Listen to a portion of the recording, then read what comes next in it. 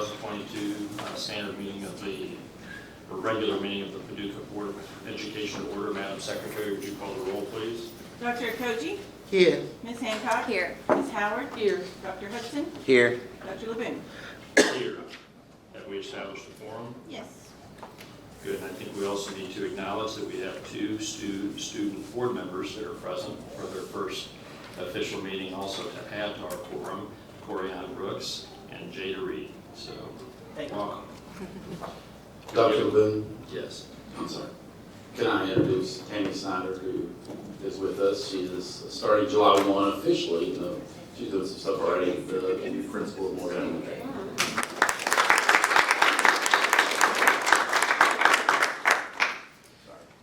That's great. Are there any other special recognitions? All right, welcome aboard to everybody. So you guys are given under summer to come to board meetings. So the next item on our agenda is student reports, which is, student achievement, item 4.1. Pledge of Allegiance. Approve the agenda with. Yes, is there a motion? Yeah, is there a motion to approve tonight's agenda with one amended item, which is item 6.14, which is a pledge of collateral agreement for 2022-2023. Is there a motion to approve the agenda? I pledge to approve the agenda. Pledge of collateral agreement. With the CFSB, I believe. And that will be item 6.14 under our consent agenda. There's been a motion. Is there a second? Second. Are there any questions from the board? Call the roll, please. Dr. Koji? Yes. Ms. Hancock? Yes. Ms. Howard? Yes. Dr. Hudson? Yes. Dr. Levin? Yes, if everyone would please rise. Shaggy, would you lead us in the pledge? I pledge allegiance to the flag of the United States of America and to the republic for which it stands, one nation, under God, indivisible, with liberty and justice for all.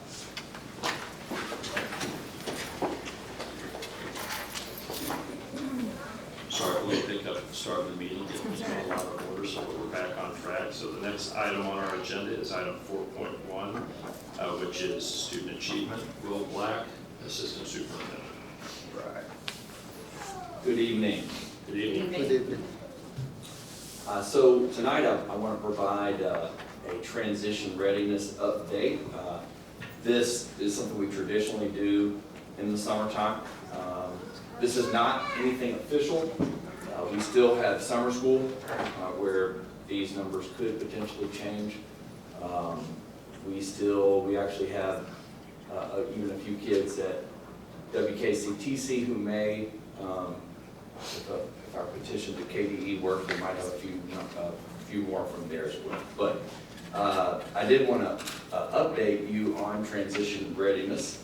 And before I get into the data, I just want to recognize the Tillman faculty for all of their work, the Tillman administration, Ms. Stieg and Ms. Adkins, and all the teachers who were involved. There was a Herculean effort to try to come back from COVID this year, despite continued quarantines and isolations. If you guys remember, we started the year with the Delta variant, and so right off the bat, as we were starting in the first day of school, teachers were going out on quarantines, students were going out on quarantines, and that wreaked havoc with our substitute process. And so it was very difficult in all of our schools to get enough subs. The reason I mentioned that is that was that actually threw a curveball for us for transition readiness. So much of our system is based on a pull-out system where we're doing academic interventions to try to help kids get over the college and career readiness benchmarks that they have for the year. So we had to rethink that process pretty quickly because all of our interventionists were being, not all of them, but a lot of them were being pulled to cover classrooms just to keep school in session at different times in the pandemic, the school year because of the pandemic. So I just want to, there was a lot of problem solving that went into it, and We're much better than we were last year. We're not where we want to be, but there was a lot of problem solving that went into this. Another issue I just want to mention up front that we'll talk about is the role of credit recovery. Because of COVID also, there were kids who were behind on credits, and so there were some hurdles that had to be I guess barriers that had to be overcome to try to meet that goal as well. So good job to the staff. There's a lot of hard work in that, and we are improving. So just to kind of update you on well, Dale, it was working. There it goes. Okay, so for our next, just to kind of start off, there's a lot of information on this slide that I felt like I needed to include it because we've been tracking college and career readiness for years, since 2011, where I just want to say for the first few years you see here up until 2017, that was all under one accountability system. But there was a law passed, an emergency statute that actually for 2 years radically changed the system in a way that did not allow a few things. You can see all the details down here, but for 2 years, even we weren't allowed to use college placement tests or ROTC, which is one of our big career pathways. It was suddenly got just disqualified as a valid career pathway. So luckily, by the time 2020 came around, they were actually replaced. So the state reinstated both the ROTC pathway and the different placement tests. It did do some damage to our ROTC pathway because, but we're building that back now. And so the reason you see, so that's what the blue lines are for. There's a little bit of an anomalous year, but I wanted to include them in the graph so you can see the effect that had. And then in 2020, 2021, we actually had no official college and career readiness number. 2020, if you remember, we got out March the 13th and we were back in school for the rest of that year. We did not yet have all the computers we had, so we weren't able to do all the virtual learning. And then in 2021, the state purposely did not do that. They did not even track it in our accountability system because of the limited access that kids had. So 2022 is our first number back. And as you can see, we're approaching the level we had in 2015 again under the new system. Again, part of the problem that we had and where one of the barriers that we had here is that, when kids started in 2021, there were quite a few kids that never walked into Tillman the entire year. And in fact, there was a significant group of kids who did not even take the ACT in their junior year. So we, as well documented across the country, there were a lot of learning gaps coming into 2022. So what you see here actually beating, our goal was to beat that 2019 record this year. And I communicated that to you in January because we knew in order to get here, we'd have to do a lot of problem solving. So here's it broken out for African American graduates in particular. And you can see look at how the change of rules really affected our African American graduates in 2018. And again, as you go up, you can see there's a bigger gain among our African Americans than among the overall population. And so, again, here the same applies in terms of there were learning gaps that we overcame there. Again, not where we want to be. We want to be higher than 70. We really want to be 100, and that's our goal moving forward. So here's the difference between January. I reported this to you in January, and an artificially low number, lower than in past years for our African American students. And you can see there was a major shift. Probably it's the biggest shift of any subgroup, the biggest improvement that we had once we were back in school. for them in May and June. For our 2 or more races category, we had a higher number actually than any other subgroup, including white students, even in January. And then they ended up improving some from there. And then here are the white students. And you see they were 57 and then up to 74 by May. So what did Tillman do that was different this year that how did Tillman overcome some of the barriers? And the first thing they did was continue to try to do pull-out interventions as much as they could, as much as the scheduling allowed, as much as the sub-issue allowed.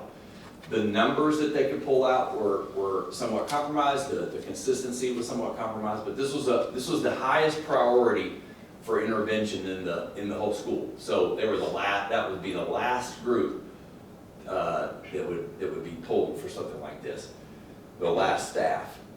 Number 2, senior math courses. This was, I think, probably the pivotal decision that really improved.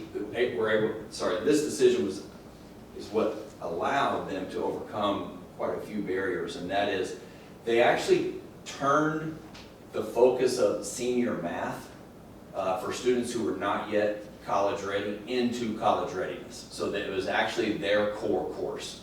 And so that really was a game changer, and that's why we started seeing a lot more improvement as we went through the second semester.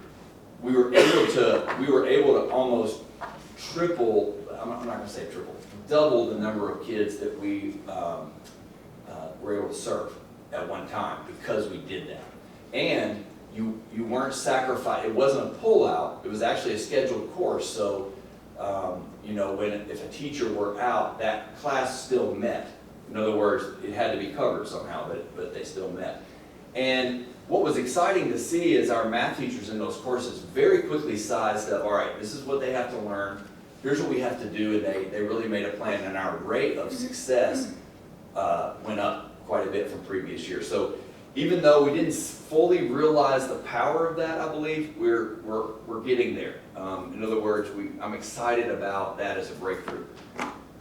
The other thing we did is we actually, and what I'm going to describe here in the next 3 bullet points are our efforts moving forward. So we tried to not put every resource into the senior class because, as you know, juniors, sophomores, freshmen, they all have academic needs.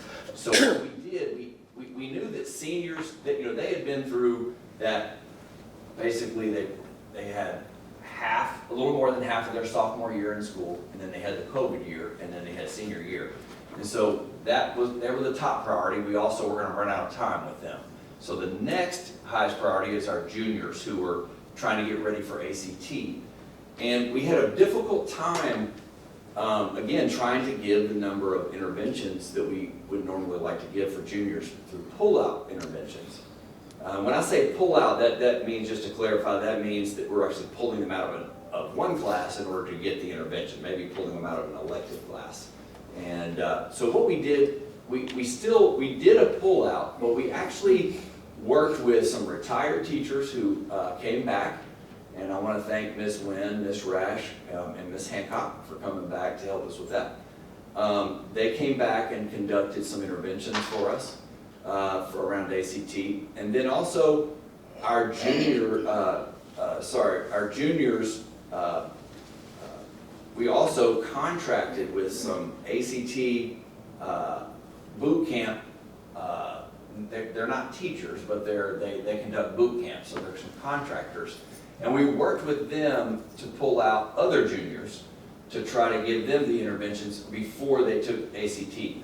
So in the past, we've done ACT boot camps, but those took place after school. This year, because of the issues we knew we had with these interventions, we brought all those boot camps into the school day so that we weren't having our staff do all the interventions. We were also having these contractors who normally do boot camps for kids on the weekends. We had them come in and do the interventions. And we really appreciate the work they did. We could see a big difference with the kids who actually participated in those pullouts. So that was kind of we were scrambling, trying to figure out how do we do the interventions even in the midst of staff being pulled to cover classes. Keep in mind, this was all during Omicron that this happened. So at the height of Omicron, Tillman's scrambling, trying to get kids ready for ACT. So for next year, and what we're really excited about is KDE is actually offering one free fall ACT for seniors. So if a junior took the ACT and didn't do as well as they wanted, seniors are going to be able to take the ACT in the fall. And Tillman was already working on a similar solution, so Tillman is now a school site for ACT, and that means we can give the ACT to our kids during the school day. Well, that really helps us do follow-up ACTs. Many kids, we have a difficult time sometimes getting kids to go on a Saturday to take the ACT at WKCTC. So this way, kids can actually take it at school, and we can help support them in that setting.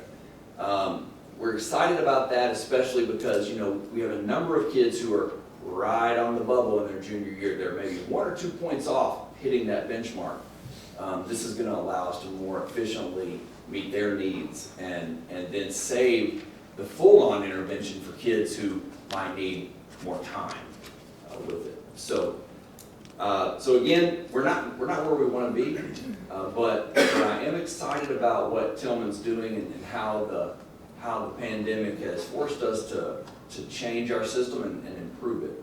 I'm hoping moving forward we can use these interventions here and learn from our successes to continue our improvement next year. Any questions? Are there any questions from the board? Do you think you'll continue with the ACT boot camps? Yes, and we actually had a couple of boot camps. So we had a boot camp that every single junior participated in, regardless of their academic need. And that boot camp was actually put on by the Gear Up grant. And so our juniors were able to go through this boot camp for multiple days before ACT. It was right before ACT happened, a couple months before ACT. The other boot camp that I was referring to, it really wasn't a boot camp, but it was the same curriculum. It was an intervention, yeah. but it was put on by people who do boot camp. So they took their same curriculum that people pay for on the weekends, and we really focused on kids who might not be able to necessarily go on the weekend, or we knew didn't already go to that. And so, in other words, kids who may not be able to, to take advantage of that resource. And that really paid off. So yes, it's something we're certainly looking at moving forward. Are there other questions from the board? I have one. If Tillman's an ACT site, does that only apply to that test in the fall? Or once you're a test site, can freshman, sophomore, junior, anybody who wants to take the ACT arrange a time to take it? Yes, you can. Tillman has become a test site so that essentially they can give one in the fall and one in the spring. I don't know, Ms. Atkins is in here, but is that right? Is it twice a year? I think I think so. it is. I can double check. I'm pretty sure. It's not a school, it's not a site where you could come take the ACT on Saturday. So it's not a public site, where anybody around, the country could register for it.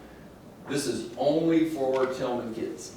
But a sophomore can take it. Correct. A freshman If can they take want to, a freshman. Anybody can freshman take it can during take those 2 days per year during the school. Which we're going to encourage. Right, and that's part of the idea is that we get kids to right now as it stands, for some kids, taking the ACT their junior year is the first time they've actually taken the real ACT. They may have done benchmark testing, but it's the first time that they've actually sat for the exam. And we really want them to take it at least by their junior or by their sophomore year as much as possible. And so that does cost money. So in other words, the ACT is not free except for this fall, where it will be free for all seniors. But again, it's definitely, it's an experience that kids need to have, especially if we're targeting students with certain interventions, we really want to make sure that we get feedback, from actually going to take a real ACT.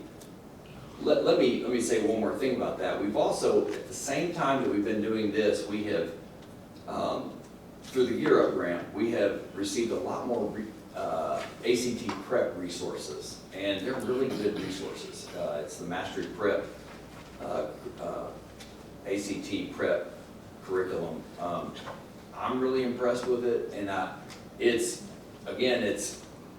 these are all tools that we're figuring out how to plug in a way that the pandemic doesn't disrupt. Hopefully, we're past the worst of the pandemic, but again, we want to be prepared so that we're insulating those type of interventions from, let's say, quarantines and isolations, things like that, as much as possible. Hey, Will, can I Yeah. add that Please. it is gonna be cheaper taking it at Tillman, and we do have a plan for students that do have a hardship with that. And it is once in the fall and once in the spring. Oh, perfect. Thank you. Any questions from the board? Thank you. Next item on our agenda is item 4.2. This is a Head Start update from Christy Lewis, Director of Head Start. Good evening. How are you all? I just wanted to start tonight by apologizing to our student board members. I did not make enough copies of my presentation. I will email that to Ms. Burris this evening, and I'll make sure you have it tonight, okay? So I apologize, but I'll be on top of it for the next time. So I just wanted to start off and remind everybody that the Kentucky definition of school readiness is that each child enters school ready to engage in and benefit from early learning experiences. And this supports all children's success. So what I gave you tonight, I'm really excited to share this. At Paducah Head Start, we use an assessment called Teaching Strategies Gold. There are 38 benchmarks covering all developmental domains. So the top piece of paper you have is our fall widely held expectations. The bottom is our spring, and if you look at that, especially when you look at language, literacy, and math, all of those areas we have decreased in our children who are below expectations, and we've increased in our children who are meeting and exceeds expectations. So as we continue on, that just shows that the children who we are sending to our elementary schools are prepared. Now the children who are still at below expectations, we are providing those families this summer at-home learning materials. We have created individualized learning opportunities for them, and also each of our elementary schools do a Jumpstart kindergarten week where those children can come in, kind of get used to what the elementary school environment is going to look like. So I appreciate our partnerships with our family resource centers there. The way that we use this data, we have 3 data analysis days annually at Head Start in the fall, winter, and spring. And then also, Dr. Tanya Jones, our children's service manager, she has weekly PLCs so that they can look at real data each week on children's growth, especially in language literacy and math. Social emotional is always the primary focus because we know that they have to have their social emotional skills as the foundation before we can work on some of those other skills. But when we look at the academics, it's language literacy and math as those focuses.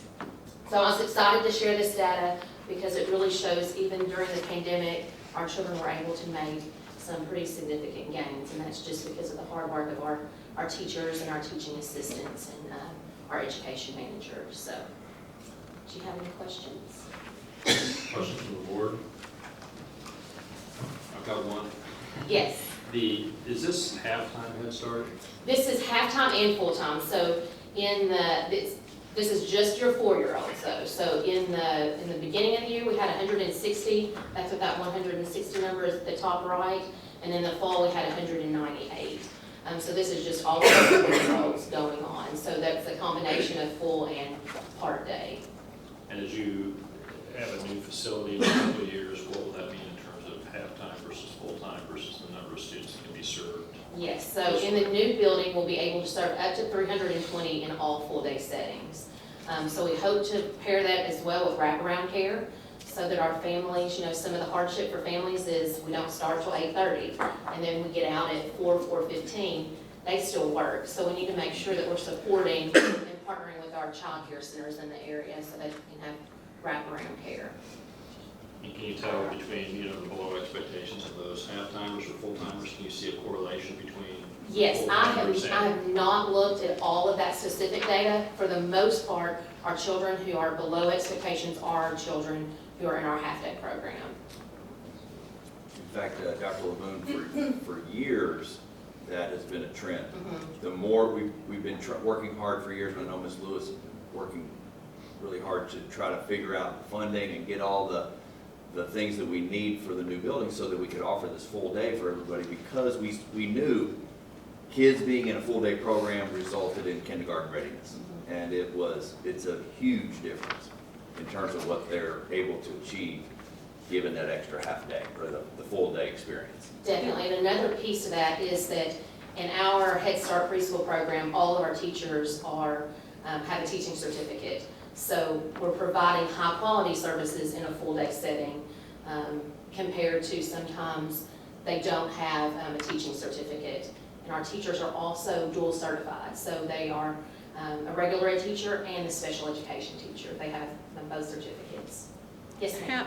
How do you decide whether a child's half day or full day? Is it just the space or parent choice? Space, yes, space and parent choice, and then we also have a selection criteria. Part of what we submit to the federal government is how families come into our program. And so because we are a first income-based, disability-based, and then also if we have extra space, then there's room. When we get into the new building, it won't be a question. Everybody will be full day. But for right now, we have to have a selection criteria, and so that is families who have the highest amount of points on that selection, so the highest need in the family, our homeless family, our families in transition, and our families in foster care usually have those highest criteria points, and they need to be in a full day setting. Any other questions from the board? Thank you Thank you. very much. Next item on our agenda is item 4.3, which is a safety report from Troy Barrage, Director of People Personnel. All right, good evening, everybody. Good evening. I don't have an attendance report for you this evening. However, I will have that for you at the upcoming July meeting, and there will be a summation of the entire 21-22 school year, as well as we'll celebrate the highest % attendance in the district. And the traveling attendance trophy will finally land at a home on display, and we'll start that process and that tradition again for next school year, which we're definitely excited about. What I want to present to you this evening is our school safety initiative update.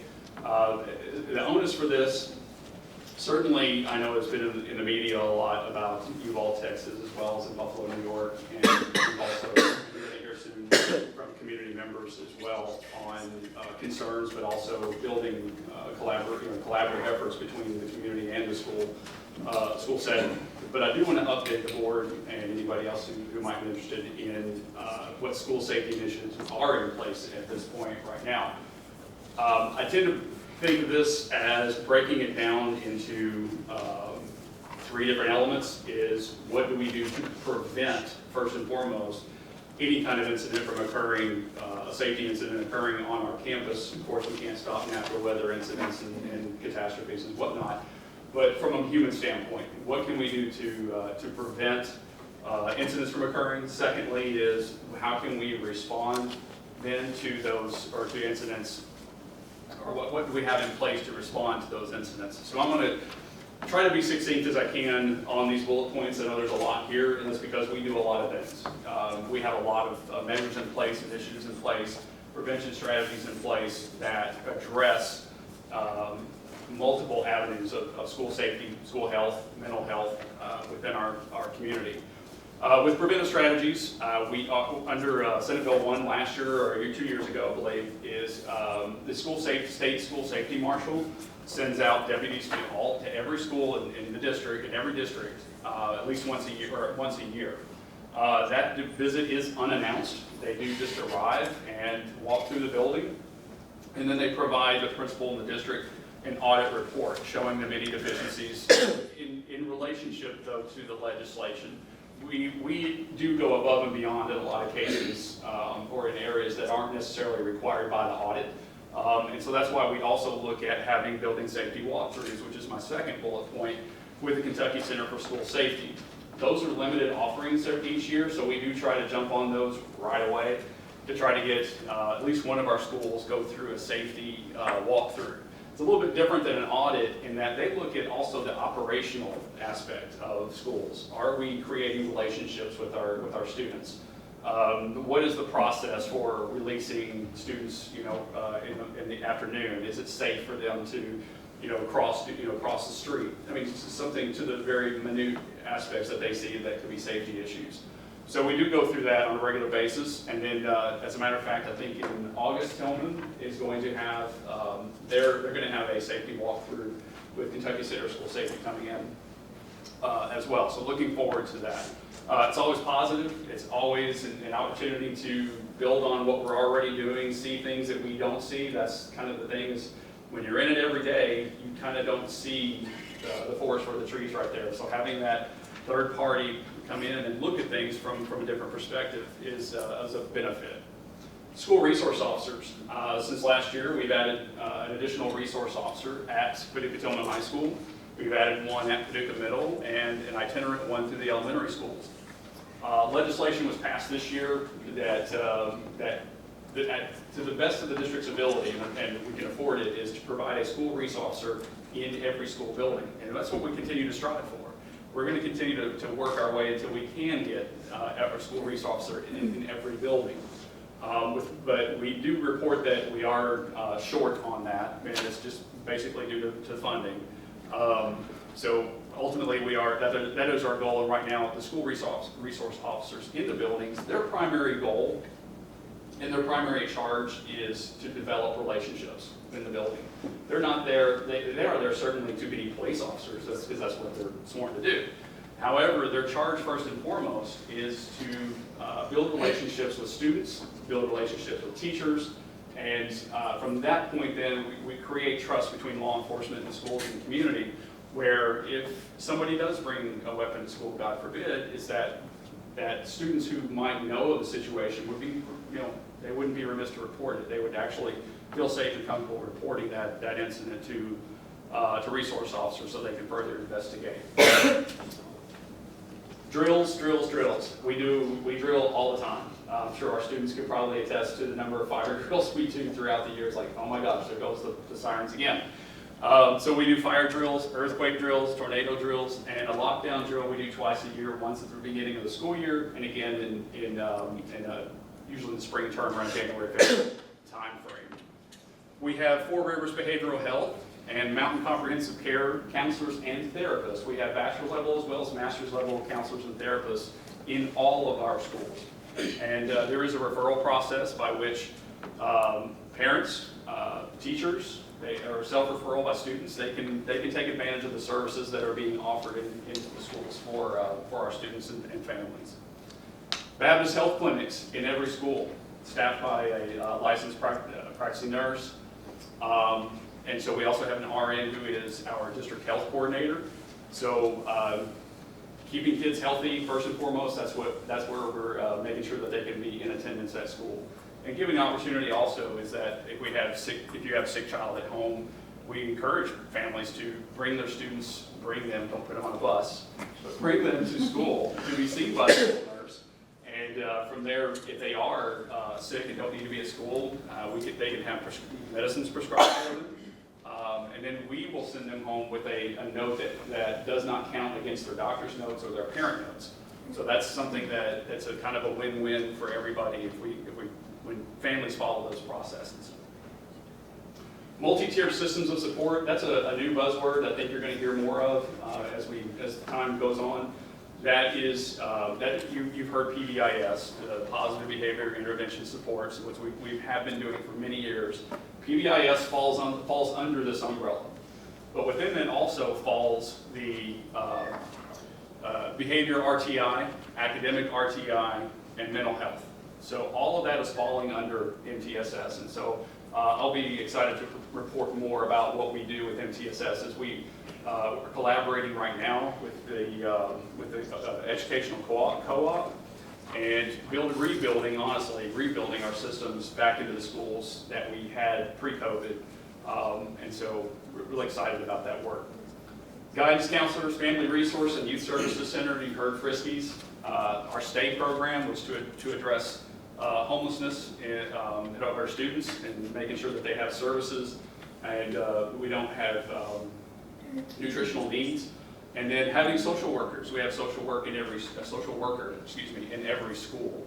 So we have a lot of people, a lot of resources in the buildings every day to address those needs, whether it be social, emotional needs, physical needs, to make sure that our kids are taken care of. The stop tip line, we don't talk about this much, but it's out there, is if students see something and they need to say something, then the stop tip line, a lot of times I think there's like QR codes that they can use their phones to attach or to link into the stop tip line. Excuse me. That information gets immediately fed to key personnel within the district as well as the school to let them know what's going on. It can be reported anonymously. It doesn't have to be out there for them to put their names on it if they don't feel comfortable with that.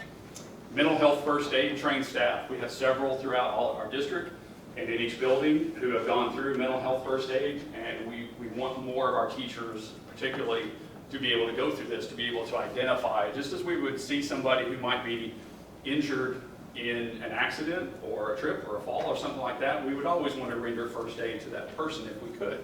So in the same respect, if we see an incident or a situation where a teacher or a staff person could reach out to that student and find out what's going on, what's happening to that student, then we can provide the services like mental health services if needed, suicide prevention, whatever we might need to address those situations, and they would feel comfortable and secure in doing that.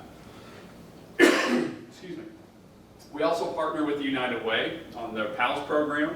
I believe it's more of a academic reading intervention program, but really it's a mentoring program is what it really is.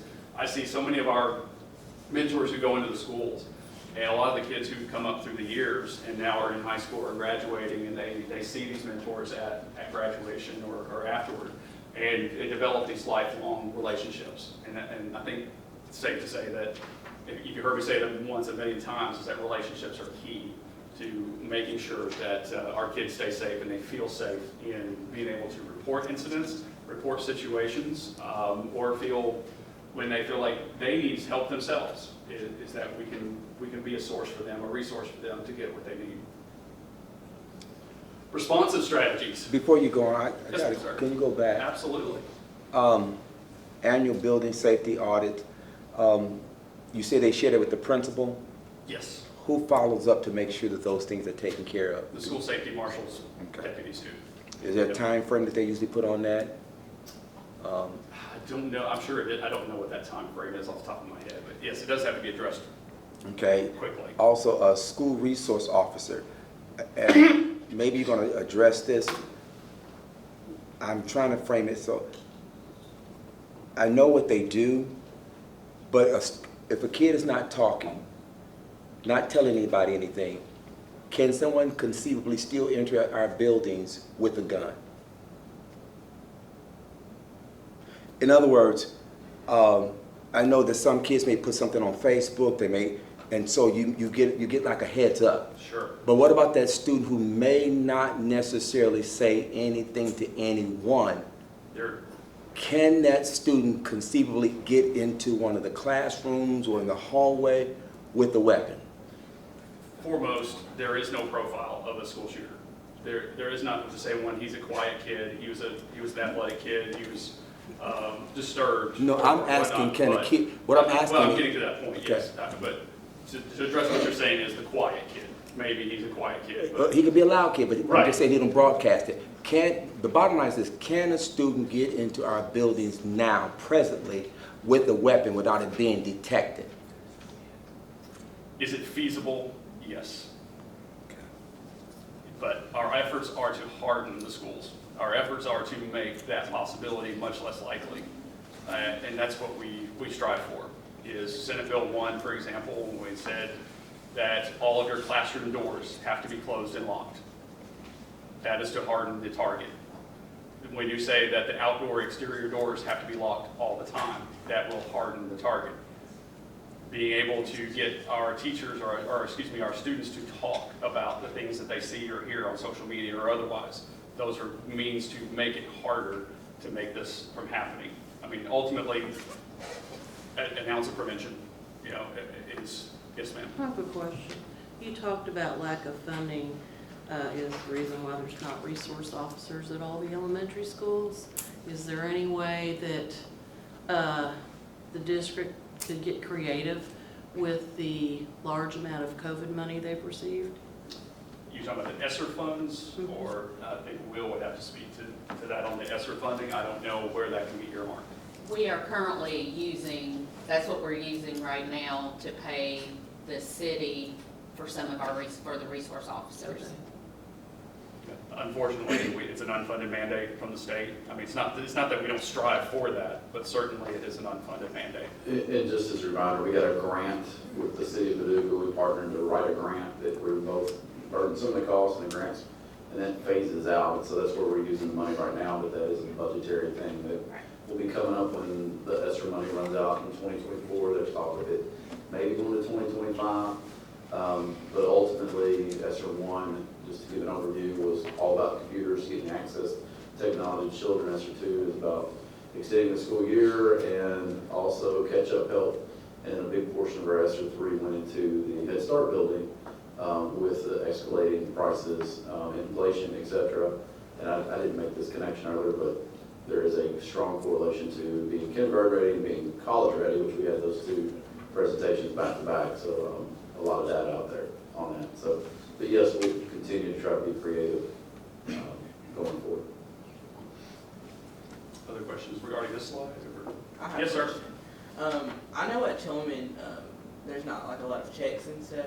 And A lot of checks, like for like backpacks or anything. Okay. And I know as far as like people entering in the building, like people could easily have a gun in their backpack and go into class. Like there's no like daily checks and like, I mean, what can you do to prevent that? Because I mean, someone could have a backpack in their, a gun in their backpack and go inside the classroom and easily shoot up everybody. But like, what can you do to implement like daily checks to make sure there's nothing in the backpack or anything? Right. So, yeah. That would be a school level decision, and we would support that. And then I would ask, Ms. Steve to, she could probably comment if I don't know if she has prepared anything or willing to respond to that. However, that is an option, is that, we could do backpack checks every day. Some schools and some districts do that, but that's not out of the realm of impossibility. Thank you. Okay. Responding to the emergency. So responsive strategies. One thing we incorporate are threat assessments, and that is recommended by the federal government as well as Kentucky Center for School Safety, and I believe there may even be some other legislative aspects to this, but through threat assessment, what we're trying to do is take statements made by students that have a threat contained into it and determine whether that threat is substantive or passive. And from that, then, we can take the appropriate response. We do the, just for reference, if you're interested, is the Dewey-Cornell process. And it's very methodical, it's straightforward, and it's very efficient and quick. So from that, then, we can determine the level of threat, and then either call law enforcement, or if we need to, engage mental health counseling, or maybe it's passive completely, and we just contact the parent and let them know what's happened, and just kind of to make it a learning, a teachable moment for those types of incidents. We have emergency procedures in place. We can't go into the specifics of the emergency procedures. That's like us giving our football playbook to the other team. However, we use Crisis Go as an emergency management platform It's on all teachers' computers. It's also in most teachers' and staff's phones. And it's something as simple, it's even on my phone, is that if something does occur, I can quickly pull up the app on my phone, hit basically a one button 911 to say this incident is going on. That message then goes out to everybody, or whomever I choose, or whoever activates that. If it's for example, a lockdown procedure or a possible shooter in a building, it will go out district-wide to all teachers, all staff, to know you need to lock down. So we have immediate response, as well as that notification does alert 911 dispatch, as well, to let them know that there is an incident. Therefore, they're not waiting for us to call 911 to let them know that something is happening. Also, legal juvenile proceedings. We use the courts and the court designated worker system to address school-related behaviors. In some cases where there is some either whether it be vandalism or if it's something on like assault, anything like that could be a crime committed in school, then we can engage the court process, the court designated workers, which is away from court, and then or the FAIR team, which is something relatively new.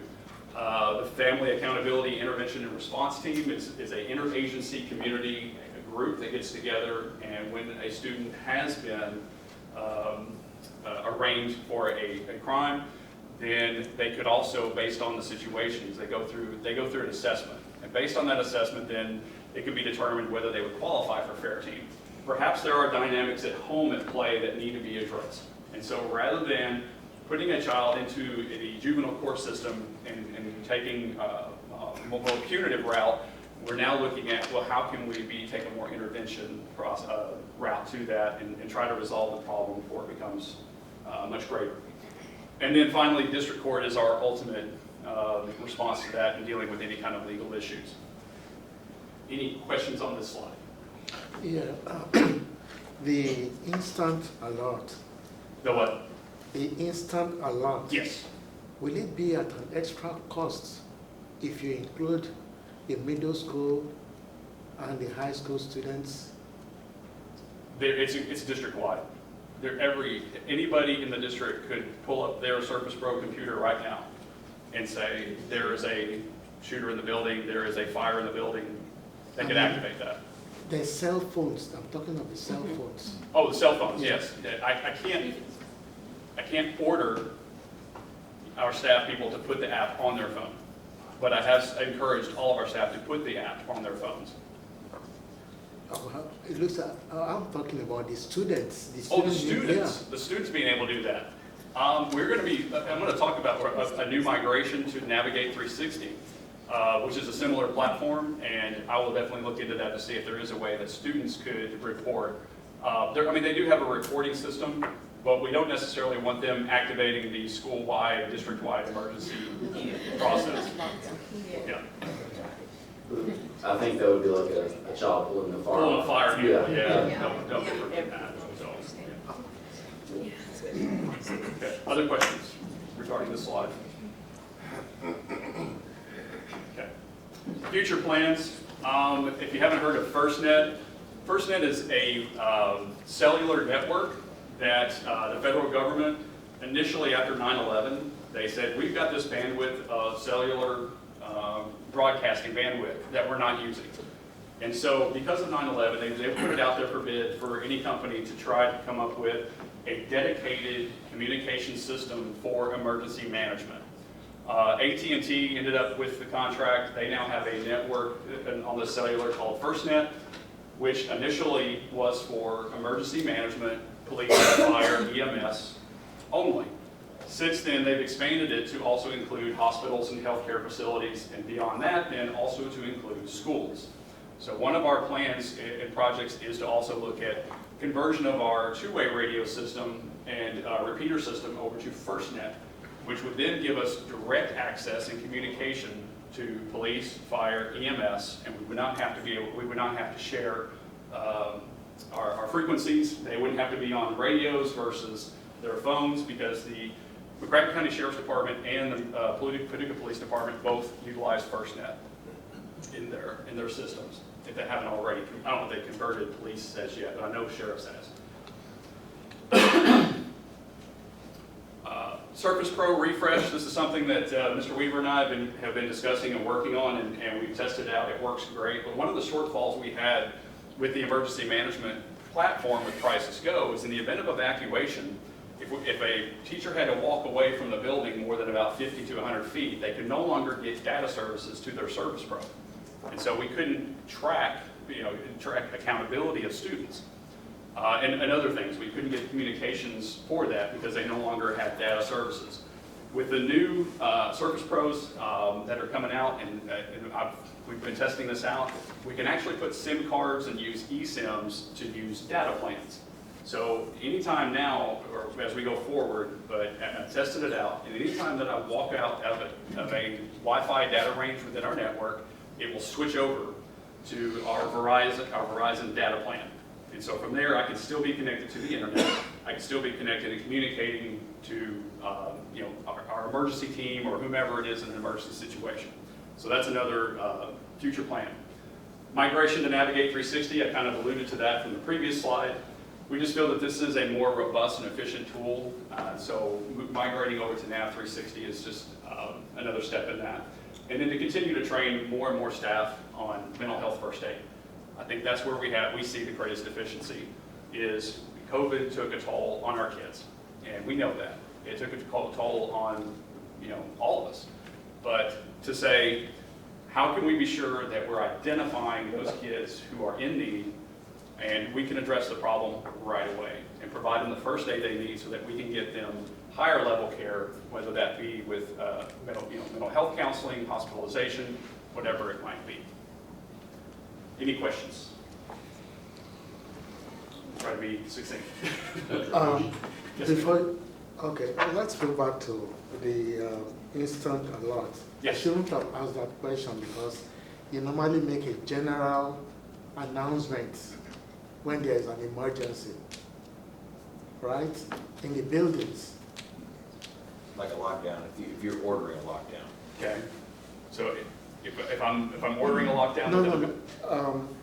What I meant was that like in the college, when I was in the college, there's this, every student is alerted if there's an emergency. I got you. They get to know through their cell phone. Right. Yeah, but this is really different. I shouldn't have asked that question because they are not within a bill, but like Tillman now, when there's an emergency, everybody gets to know because there will be an announcement. You don't need to allow their cell phones. Mm-hmm. You understand what I'm saying? I think I understand what you're saying as far as with alerting via the cell phone. Yeah, my question was that will it be at an extra cost if you send an announcement to the student's cell phone instead of, I wasn't thinking about the announcement you see in the building. Right. Everybody gets to hear. Right. Yeah. So that question was not really, or was. So what I'm hearing you ask is there an extra cost if it's a feasibility for students to be able to, say, download the app if that was the case, to get to receive the alerts? Yes. Okay.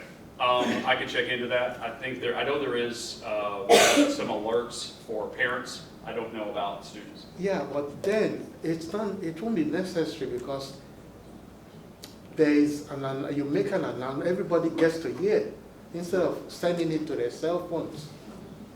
I think you said it may not be necessary to put the alert on their phones if they can get the alert through a different route. But I also think Dr. Coaches want to make sure the students, maybe through Nav 360, you can find some ways to specifically target announcements or alerts to them through that process that may be beneficial. Yes, and I was very generalized. I was very generalized in what I was trying to describe. And so, yeah, we can talk in more in detail if you'd like about what they can do and what we can accomplish, but we can take that alert message and tailor it down to a specific group. We can tailor it down to the school building, to just the teachers, to a specific group of users, Okay. but not to the students directly to their cell phones as of today. Yeah, that was my question. Would it be at an extra cost if you do that? But then it's not really necessary. Right. I don't know. Yeah. And to answer your question, I don't know if there's an extra cost to that. Okay. Other questions?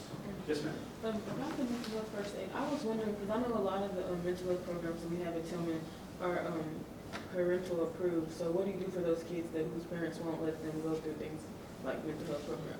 So just so everyone can hear your question, you were asking, do students have to, do parents have to refer them to mental health, or can students refer themselves? Was that? Well, I'm saying, like, I know most of the programs that we have, even if you refer yourself, your parent has to approve you going through the program. So I was asking, like, what about those kids whose parents won't approve them to go through the program? What are you going to do for those kids? Okay, it depends on whether that student, if they need it. Okay, so first and foremost, you do have access to mental health counselors.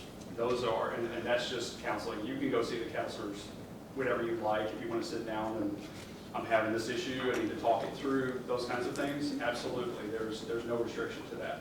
If you were needing an assessment, okay, a mental health assessment, or you need therapy, that's a much higher level of care. And so we would have to have parental consent to have that done. So in answer, if the student, if a student has concerns or is upset or is under stress or has a lot of things, they can access counseling services. Absolutely. Without, and continue to receive those. To receive regular treatment or therapy, yes, you have to have parental consent. Do you guys know about the counseling options? Yes. You do, okay. So I think what she's alluding to is that if a student has a desire to receive further counseling or feel that there are additional mental health services that they particularly want to see a counselor for beyond their educational school counseling, but a parent is refusing that, what supports could be in place for that student to go ahead and receive the service based on their need for wanting to have that mental health advice that would in turn need an assessment or something like that when the parent is refusing or is not in agreement with the student allowing that. So am I on the right? And to address that also, that leads into another law that we as educators have to follow, and that is mandated reporting. Okay, is that if you are experiencing neglect by any caregiver, we have to report it to social services for further investigation. We can't make your parent sign and consent, but if you genuinely need treatment, therapy, and we see that a parent is not you specific, I just mean, yeah, but it does need something, then we could report that to the Cabinet for Family Health and Services to investigate if there is a case for neglect. Thank you. You're welcome. I think we're doing some good things, but there are some loose ends for me that I hope they will become a part of the future plan. One is that we find a way to minimize as much as we can someone bringing a gun to school and not getting in the building. That needs to be top priority. It has to be. Right now where we're sitting, somebody can come through there, and we just got to be real. Every place that we've had these mass shootings have always underestimated or got relaxed and didn't think about it. We have to keep that in the forefront. Sure. Secondly, I'd like to see what are we dealing with kids as they exit or enter schools as far as getting off buses, getting into the classroom safety. Then thirdly, basketball games, football games. There are things now we got to start looking at. And I know we are a great place, great city, Paducah, but there's still, sometimes people can infiltrate into our community.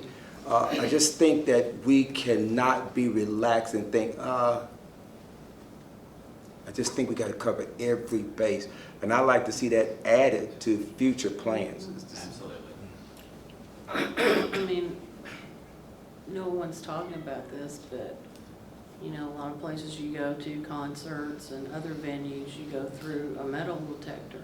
That's what I'm hearing. You know, yeah. And I mean, nobody's talking about that. Yeah, It's that's kind of good. a touchy subject, but That's good. You know, you go down to the courthouse to renew your license, you go through a metal detector, and your purse gets scanned in the x-ray machine. And I feel like that would minimize the amount of bag checks, because I mean, if you're checking everybody's bag at Tillman, you're gonna be like, that's gonna be, you're not gonna have time to learn. I mean, and metal detectors would definitely be a great implement.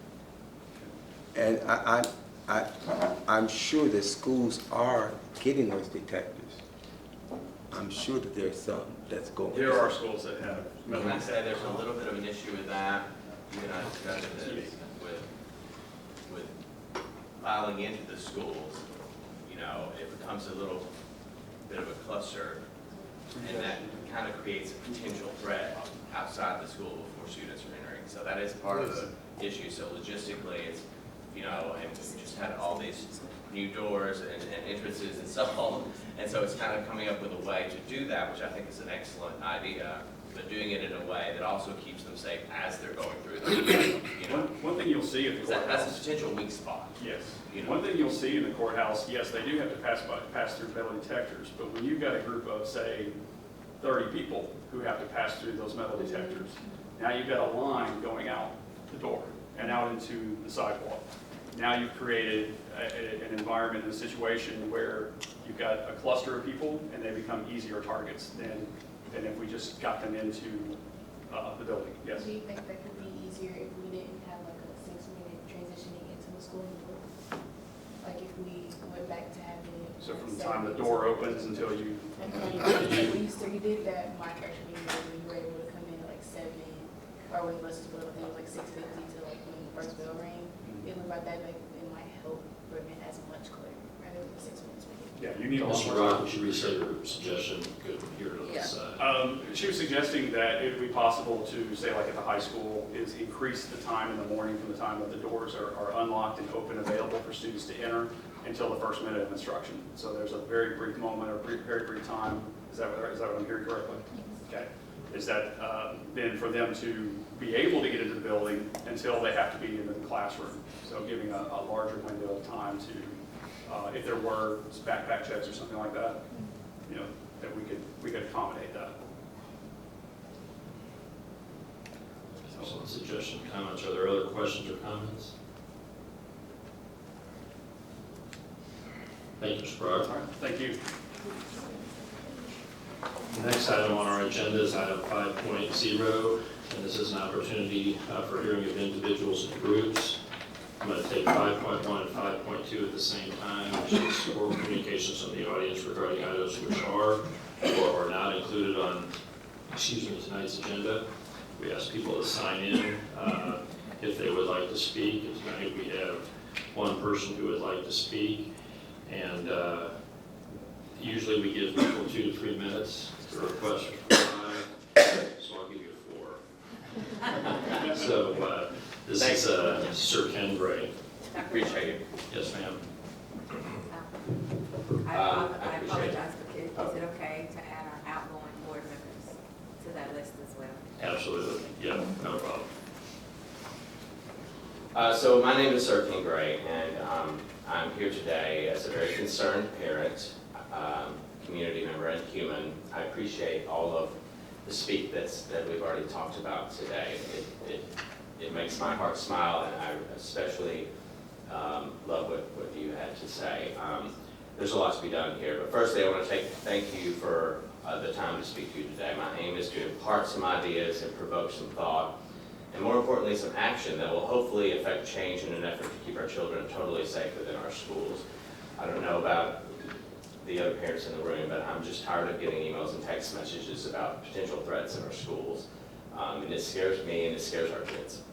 So in light of recent events in Texas, more people than ever are talking about this epidemic, but talk without action is really meaningless, as we know. So I, like many others, are going to talk, and I'm going to keep talking until I'm 100% confident that our children are going to be safe in our schools.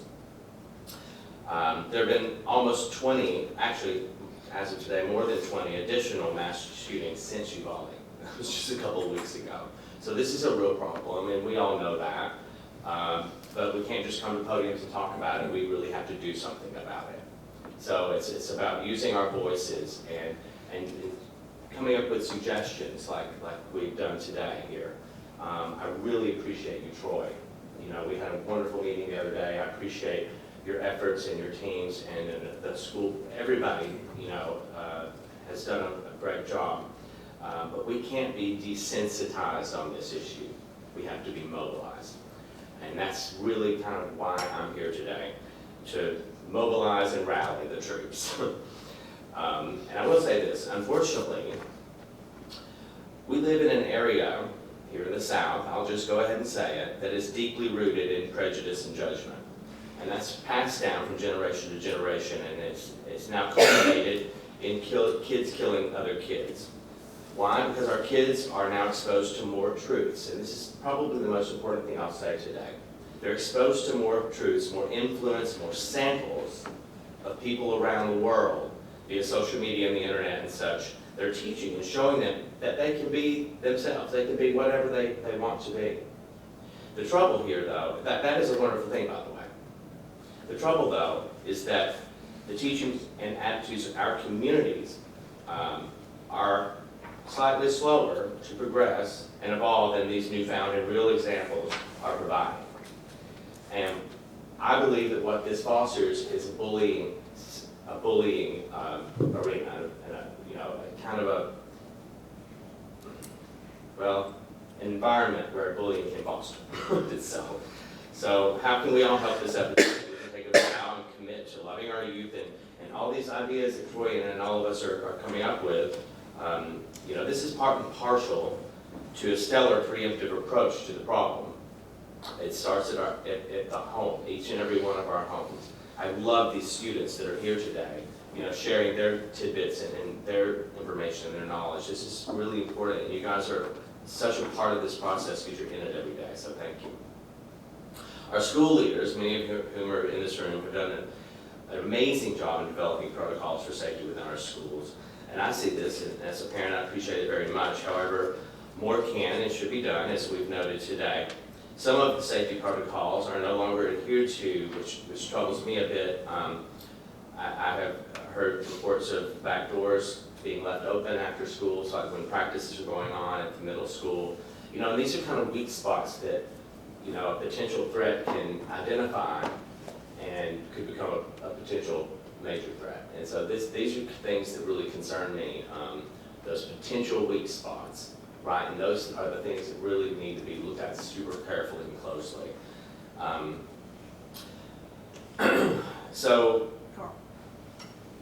Sorry.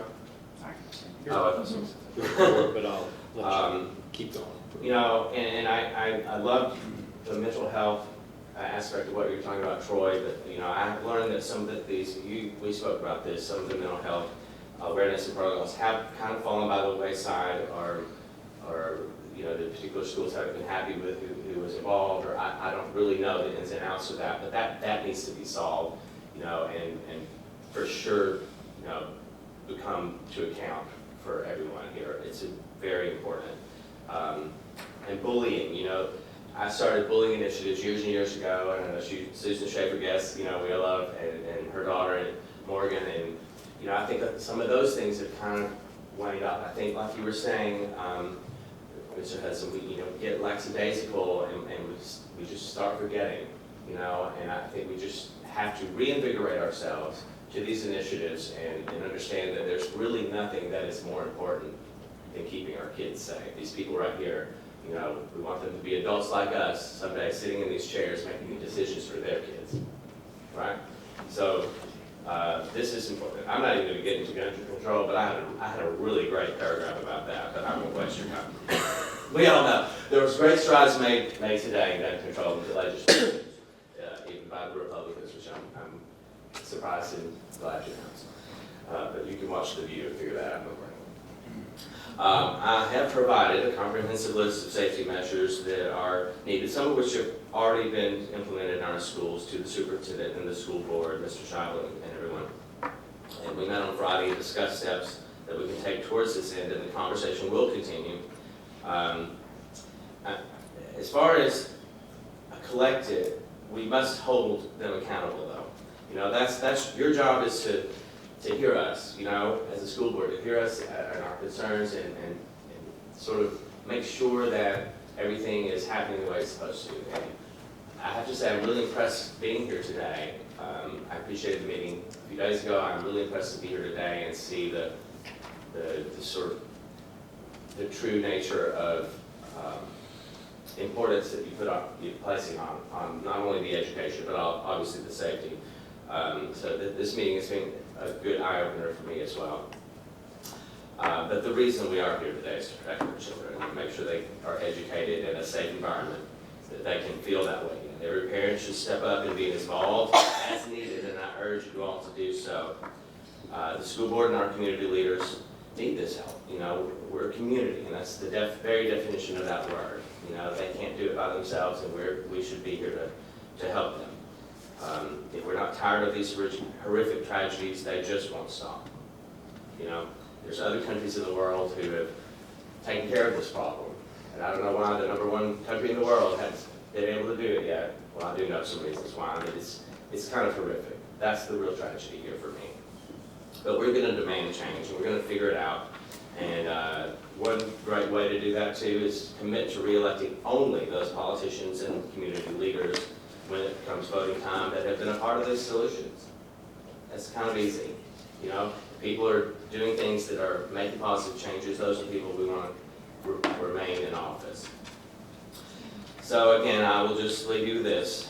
Do not be desensitized. Be mobilized with them. Thank you for your time. Thank you. All right. We have one other, I think, pair of students that would like to speak.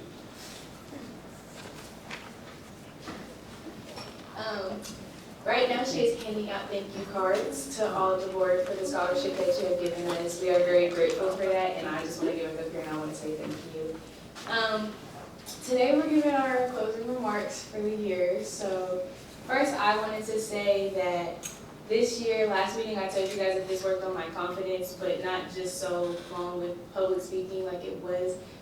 It also helped with my mental health and knowing like I could very much be doing something higher than the expectations I have for myself. So I want to say thank you for that. I know you probably don't realize the impact that you had with that, but everybody in this room had an impact on me feeling like I could be a better person, or you know that I could really do something greater than what I imagined one day. And I want to say thank you. We were also asked, you know, what advice would we give you guys coming into this? And my biggest advice is honestly to enjoy it, because it goes by really fast. I told the Paducah son, you know, to build a bond with the kids and all that, but honestly, I'm really sad today. It's weird, you know, handing the papers to you guys and just being like, oh, this is the last one. It's really hard.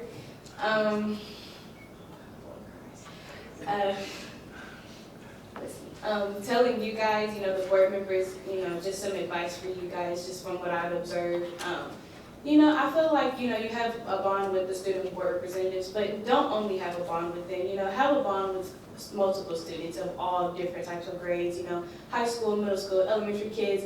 They would love to have a board member come and be like, just talk to them and just to be like, oh, I know a board member, or I know this, you know, just to have that relationship with them. Honestly, I feel like that's my biggest advice that I would give to you guys, because they really do adore you guys when we talk to them.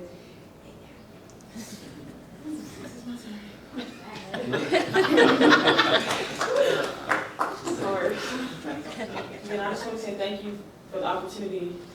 Thank you, Dr. Koji, for even having the thought. If it wasn't for us, if it wasn't for you, we would not be here right now. We wouldn't have the opportunity to do any of the things that we did, to meet any of the young kids, to have any of the fun that we had. Thank you.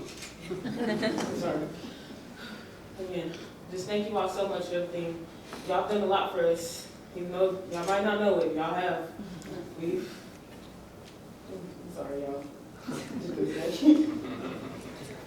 Before I began to come to the board meetings, it was always just a wonder what was going on. I did not know that I could just come in here and sit down and watch everything that was going on. I thought it would have to be invite-only type of thing.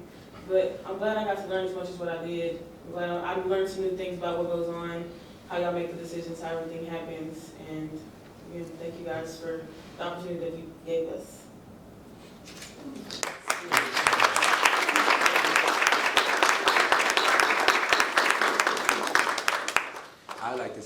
both of you are. You have made us very proud. And it's been a joy for us. It has been a great joy. And I hope to just continue to see great things coming from you. Yeah, talking about talking to the students, visiting them. 20 years ago when I joined the board, my mentor, Bill Black, and I used to go to the elementary schools, speak to the students, we eat, sometimes we have lunch with them. We don't, since he left, I've not been doing that, but now that you mention it, Yeah. I've started thinking about that too.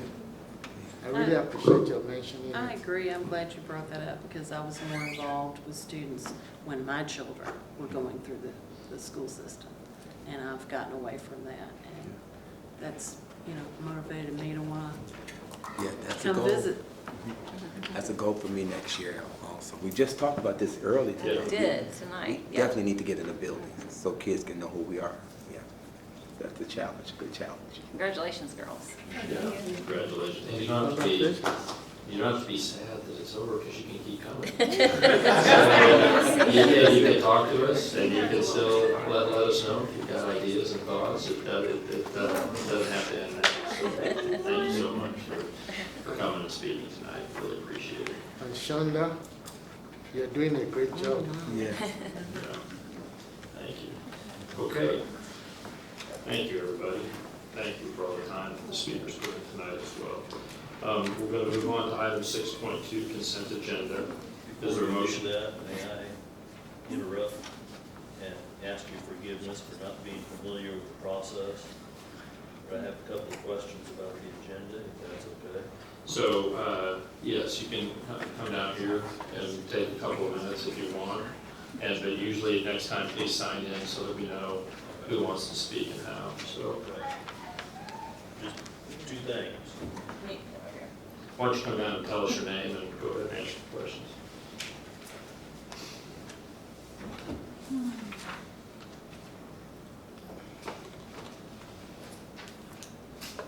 I'm Jonathan Yerke. And item 611, I'm just curious what orientation and mobility services are. And item 612 and 7.1 both say there is more information under separate cover, but I could not find that anywhere. Did I miss something, or did I look somewhere else for that additional information? So, Dr. Shiley, would you like to address this question regarding 6.11? The orientation mobility services contract, that's through special education services, so Amy Tiller, Director of Special Ed, will speak to that specifically. That is for students who have students who have visual impairments, to orient and help them be mobile in their environment. Okay, excellent, thank you. And you had a question other than 6.11, what, 6.12? Yeah, 6.12 and 7.1 both say there's other information included with the agenda under separate cover. So usually that's in our board packet. It's about that thick. It's just, The administrative procedures and the policies are a lot of papers. I didn't even that's print this. them for all these people. Okay, so that's something to the board, not to everybody. Yes. If you would like a copy of those, we can get your email here. Yeah, give me your email. I'll be glad to send it to you. Yeah. Okay. Or you can come by the board office and read through it. Okay, so thank you very much. And I believe you asked 6.13 too, one-time supplement. There's 7.1. Oh, okay, I'm sorry. Sorry, 7.1. That's the policy update. Good. Did that adequately address your questions? Thank you. Okay. All right, so we'll move on to item 6.0. Is there a motion from the board to approve the consent agenda, which includes item 6.14, the amended item?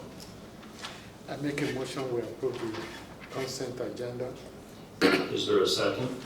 I'll second. There's a motion and a second. Are there any questions from the board regarding items included on the consent agenda?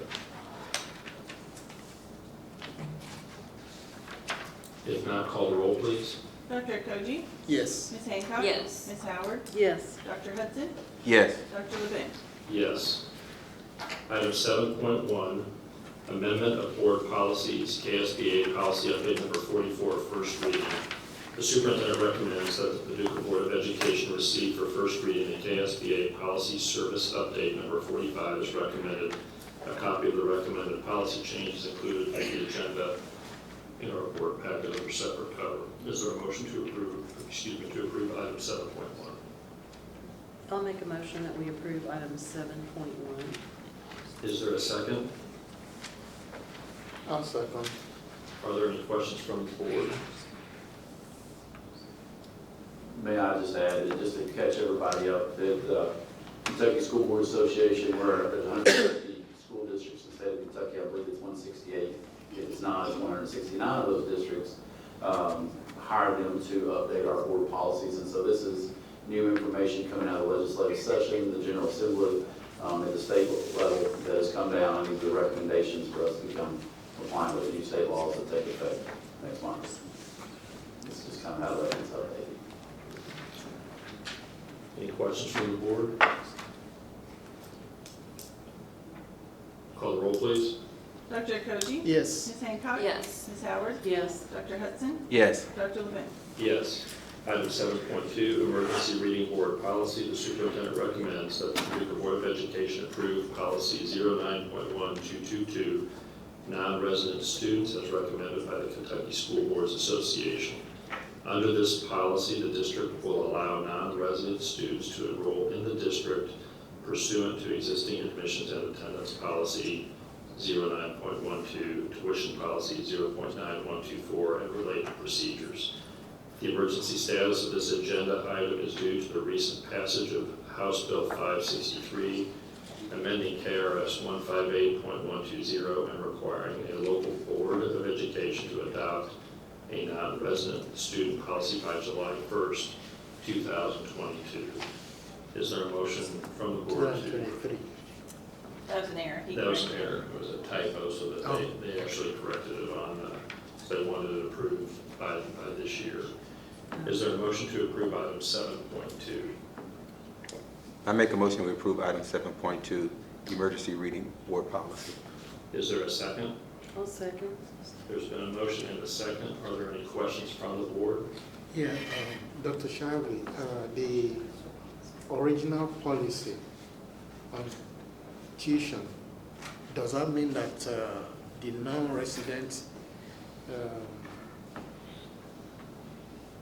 students will not pay tuition? At the moment, we have, it's been several years since they paid tuition, our non-resident in-state students. We have open enrollment with all of our neighbors, even to Caldwell sometimes, Murray, Trigg, relative to we just share the state-based seat back and forth between districts. And so we are not capped with any school district in Western Kentucky that we have students that want to come to us to. And so for us, this really doesn't change that. There are other parts of the state that have very strict guidelines or no, they don't have a reciprocal agreement with another district, but this really doesn't change anything for Paducah Public Schools relative to our non-resident students coming to us. It's just that it's required to be approved and in place by July 1. And so our board policy requires 2 readings. The state legislation requires only 1. So that's all we have to do under emergency clause. But for our students, it will look no different than it has the past 10, 12, Many years. yeah, many years. So, Yeah, several years. when I first joined the board, you used to pay. yes, that's, I stopped before 20 though with a smile. Are there any other questions from the board? Call the roll, please. Dr. Koji? Yes. Ms. Hancock? Yes. Ms. Howard? Yes. Dr. Hudson? Yes. Dr. Levin? Yes. Item 7.3, math waiver. The superintendent recommends that the Paducah Board of Education approve the math waiver that was approved by Paducah Tillman High School's site-based council. The waiver will still have to be approved by the Kentucky Board of Education prior to it being implemented. Is there a motion to approve item 7.3? I'll make a motion to approve item 7.3, math waiver. Is there a second? I'll second. Are there any questions from the board? Yes. Can you explain what this math waiver is all about? Yes. Does that mean that students will not take maths when they are in school? They might not take math their senior year. This waiver would allow, the state requires all students to take math 4 years. It doesn't say you have to pass math all 4 years, where it does say you have to pass English all 4 years. But what this would allow is if you look at a student's individual learning plan, and they are on a path for post-secondary or to the workforce that doesn't require an advanced math curriculum as you continue to go, and they have met the benchmark for college readiness as a junior, that the school could waive the 4th math if you're going into something that's not math-oriented, where you're going directly into the workforce. That will allow you to better customize in an extra hour. It might be another internship, it might be a college course in the social sciences, or just some opportunities there, but it's also meant that you would have to be college ready in math, where we see the biggest challenge for students, and that's not uncommon for any school district across the state of Kentucky. I think one of the big theories on that is we're really going to try, and so student board members, let me know what your all's thoughts are on this, is here's an opportunity to get this done our junior year, so that we might not have to take math, especially if we're going into a field of study post-high school that doesn't require significant math. Would you try harder, I guess is my question? So is that supposed to be implemented next school year, or is that like in the future? If the board approves, you gotta have 3 of the 5 board members to vote that, and then it would go to the Kentucky Board of Education for their approval, and I think that is October is the date we would get on. And so it would be, if there's another approval process there, but if that does get approved, then it would go into effect right after that.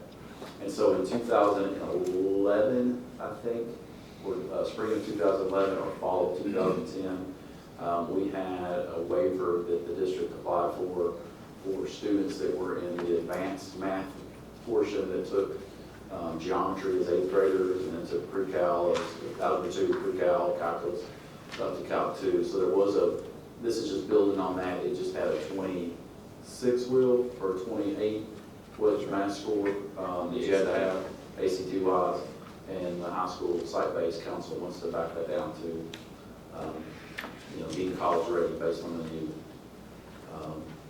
state requirements. Are there other questions from the board? Call the roll, please. Dr. Koji? Yes. Ms. Hancock? Yes.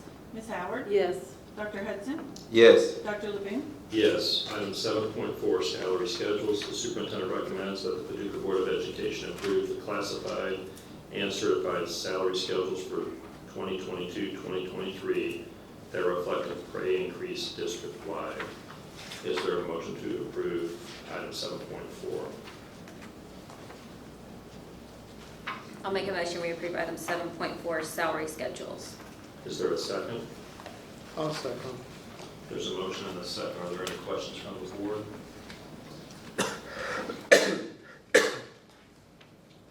Call the roll, please. Dr. Koji? Yes. Ms. Hancock? Yes. Ms. Howard? Yes. Dr. Hudson?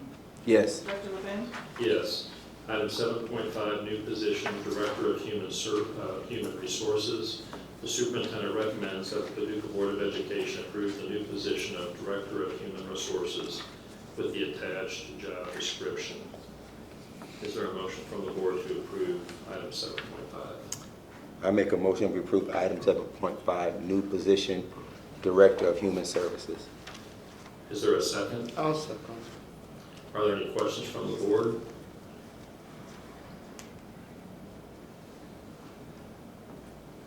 Call the roll, please. Dr. Koji? Yes. Ms. Hancock? Yes. Ms. Howard? Yes. Dr. Hudson? Yes. Dr. Levine? Yes. Vehicle purchase, the superintendent recommends that the Paducah Board of Education approve the purchase of the following. Purchase 2 Thomas 72 passenger school buses. Bus number 1, total price $119,505. Bus 2, total price $120,275. The bus is priced higher due to the purchase of Cummins Insight Pro Diagnostic Software subscription. The total cost is $239,780. Is there a motion to approve item 7.6, vehicle purchase?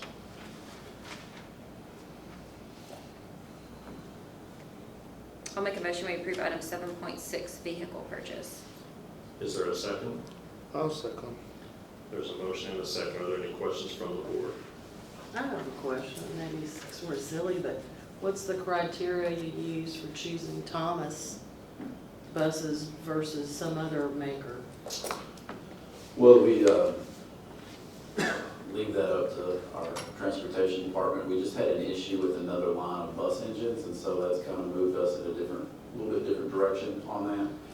These are all off the state bid purchasing, so we negotiate that statewide to ensure that we get the best price available for the bulk of the state buying. And so there are different versions of that. I think this one has great ratings, and we did just run into some issues. There's a couple buses that we're trying to phase out based on their engines that aren't that right. Thanks. Are there any other questions from the board? Call the roll, please. Dr. Koji? Yes. Ms. Hancock? Yes. Ms. Howard? Yes. Dr. Hudson? Yes. Dr. Laboon? Yes. Item 7.7, district funding assurances. The superintendent recommends that the Paducah Board of Education approve the district assurances authorizing that all schools in our district, including private schools, receive funding from our district, will be in compliance with all the assurances listed in the assurances document provided by the Kentucky Department of Education for the 2022-2023 school year. Is there a motion to approve item 7.7?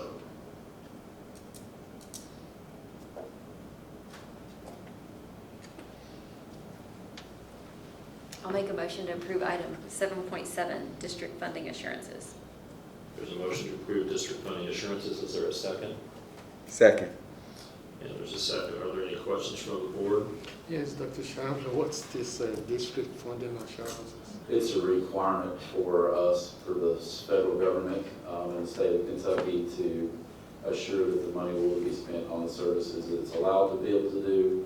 And then students that live within our school boundaries, that attend private school, with the elementaries within our school boundaries, the high school of St. Mary's is not. Yeah, that's right. It It depends on the grant, but yes. There's some different boundaries. But we have to, because that money comes to us, it's kind of flowed through to them. We have to ensure that, and they're great partners, and they do, but we have to oversee that, their allocation for their students.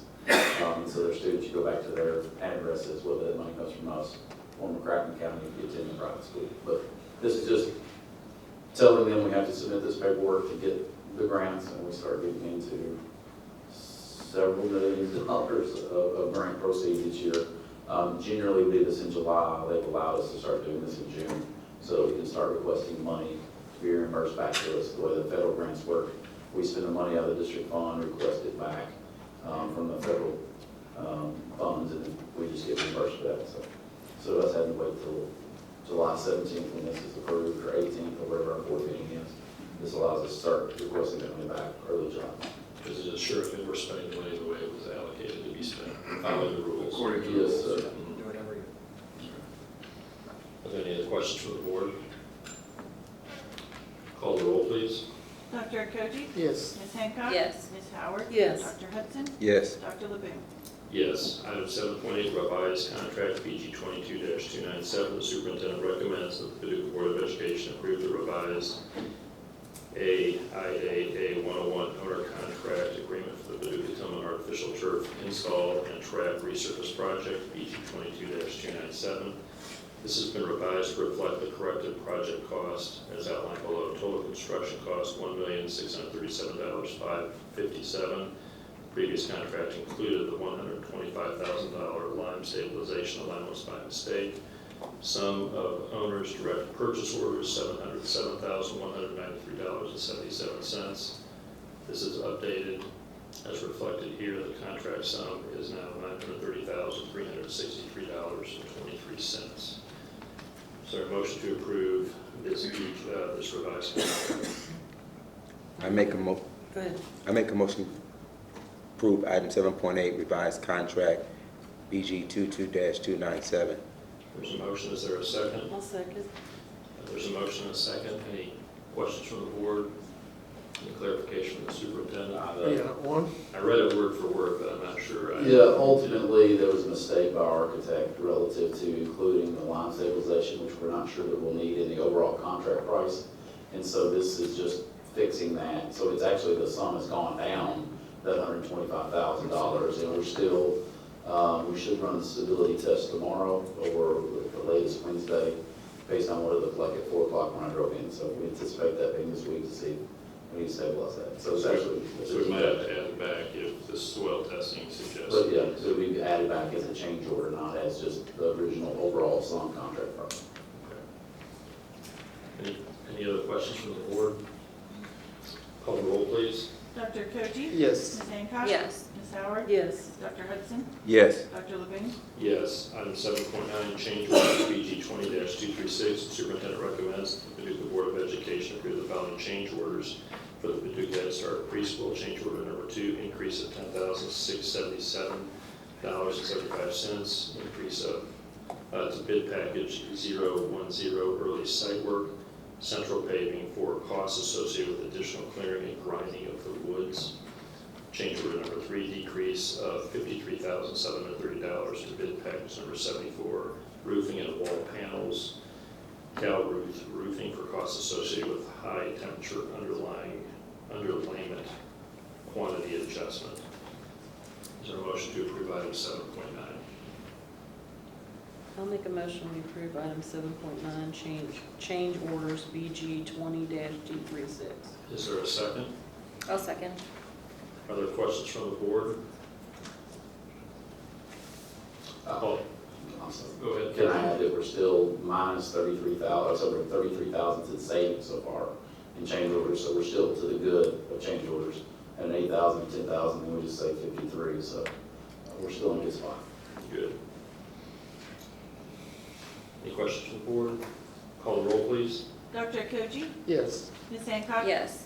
Ms. Howard? Yes. Dr. Hudson? Yes. Dr. Levine? Yes. Item 7.1, payments to contractors, BG 20-236. The superintendent recommends that the Paducah Board of Education approve payment application number 5 for the Start School project. See summary of payments number 5 for individual contractor and direct purchase order totals. This is a total of $585,793.11 for the work completed to date by all contractors, bid packages, and Alliance Corporation. Is there a motion to approve item 7.1? I make a motion we approve item 7.1, payment to contractors. Is there a second? I'm sorry. I'm sorry, BG 20-236. I'm sorry, Felix. Yeah, I cut you off there. There's a motion to approve item 7.1. Is there a second? 7.10. 7.10. 7.1. Every time. Yeah. I want to spell it out next one. Yeah, that's right. One of these years. Item 7, there's a motion to approve item 7.10. Is there a second? Second. There's a motion and a second. Are there any questions from the board? Call the roll, please. Dr. Koji? Yes. Ms. Hancock? Yes. Ms. Howard? Yes. Dr. Hudson? Yes. Dr. Levine? Yes. Item 7.11, payment to contractors, BG 22-155. The superintendent recommends that the Paducah Board of Education approve the payments to Ascendant Facilities Partners, LLC, for the Guaranteed Energy Savings Contract Project, BG 22-155. Pay application number 2, which is for $591,542.05. Direct purchase order log number 1 in the amount of $94,150. Thermal equipment, HVAC equipment, Coke Air LLC, Annex and Bus Garage, HVAC equipment. Is there a motion to approve item 7.11? I'll make a motion to approve item 7.11, payments to contractors, BG 22-155. Is there a second? I'll second. Are there any questions from the board? Call the roll, please. Dr. Koji? Yes. Ms. Hancock? Yes. Ms. Howard? Yes. Dr. Hudson? Yes. Dr. Levine? Yes. And I believe we have a need for executive session to discuss personnel, property, and potential litigation. Is there a motion from the board to go into executive session? I make a motion to go into executive session. Is there a second? I'll second. So motion is second. If there's no questions, call the roll, please. Dr. Koji? Yes. Ms. Hancock? Yes. Ms. Howard? Yes. Dr. Hudson? Yes. Dr. Levine? Yes. Thanks for coming, everybody. Okay, so I'm there.